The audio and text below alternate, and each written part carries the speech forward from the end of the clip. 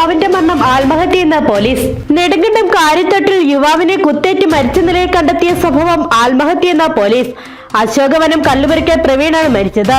യുവാവിന്റെ പിതാവ് ഔസേപ്പച്ചനെ ചോദ്യം ചെയ്തതിൽ നിന്നാണ് ആത്മഹത്യയാണെന്ന് സ്ഥിരീകരിക്കാവുന്ന വിവരങ്ങൾ പോലീസിന് ലഭിച്ചത്.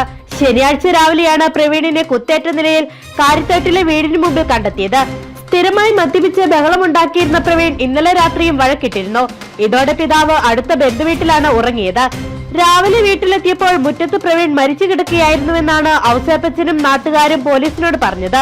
എന്നാൽ മൃതദേഹം കണ്ട സമയവും ബന്ധുക്കൾ പറഞ്ഞ സമയവും തമ്മിലുള്ള പൊരുത്തക്കേട് തിരിച്ചറിഞ്ഞ പോലീസ് ഔസേപ്പച്ചനെ കസ്റ്റഡിയിലെടുത്ത് ചോദ്യം ചെയ്തു.